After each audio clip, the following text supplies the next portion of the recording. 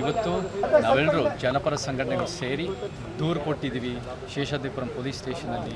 ಏನು ಹೋದ ಶನಿವಾರ ಸಾರಾ ಗೋವಿಂದ್ ಅವರು ಬಂದು ಮನೆಯಲ್ಲಿ ನಡೆದಿರೋ ಮನೆ ಮೇಲೆ ಅವರ ಮಾಡಿರೋ ಧಮಕಿಗಳು, ಅವಾಚ್ಯ ಶಬ್ದಗಳು, ಜೀವ ಬೆದರಿಕೆ, ದೊಡ್ಡ ಪ್ರಮಾಣದಲ್ಲಿ ಗಲಾಟೆ, ರಂಪಾಟ, ರಾದ್ಧಾಂತ, ಇದು ನಾನು ಒಬ್ಬನೇ ಕೊಡ್ತಿರೋ ದೂರ ಅಲ್ಲ.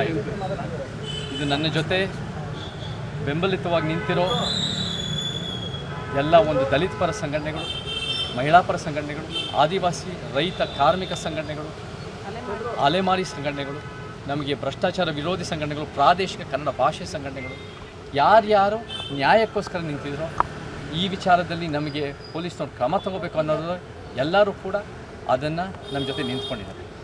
ಈ ವಿಚಾರದಲ್ಲಿ ಸಾರಾ ಗೋವಿಂದ್ ಅವರು ಬರೀ ಒಂದು ವಾರದ ಹಿಂದೆ ಹೋದ ಶನಿವಾರ 25ನೇ ತಾರೀಕು ಮಾಡಿರೋ ಧಮಕಿ ಒಂದೇ ದಿನ ಅಲ್ಲ.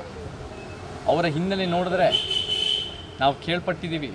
ಲಂಕೇಶ್ ಪತ್ರಿಕೆಯಲ್ಲೂ ಕೂಡ ಲಂಕೇಶ್ ಸಂದರ್ಭದಲ್ಲಿ ಹಿರಿಯ ಮಾಧ್ಯಮದವರ ಲಂಕೇಶ್ ಒಂದು ವಿಚಾರ ಬರೆದಾಗ ಇದೇ ಸಾರಾ ಗೋವಿಂದ್ ಅವರು ಅವರ ತಂಡ ಎಲ್ಲ ಸೇರಿ ಲಂಕೇಶ್ ಪತ್ರಿಕೆ ಕಚೇರಿಗೆ ನುಗ್ಗಿ ಅಲ್ಲಿ ಮಾಧ್ಯಮದವ್ರ ಮೇಲೆ ಹಲ್ಲೆ ಮಾಡಿ, ಅಲ್ಲೂ ಕೂಡ ಮಹಿಳಾ ಮಾಧ್ಯಮದವ್ರ ಮೇಲೂ ಕೂಡ ಹಲ್ಲೆ ಆಗಿದೆ ಅಂತ ನಮಗೆ ಕೇಳ್ಪಟ್ಟಿದ್ದೀವಿ, ಆರೋಪಗಳಿದೆ. ಅದರ ಜೊತೆ ನನಗೆ ಸಿನಿಮಾ ರಂಗದಲ್ಲೂ ಕೂಡ ನನಗೆ ಬೇರೆ ಬೇರೆ ರೀತಿ ಫೋನ್ ಕಾಲ್ಗಳು ಬಂದು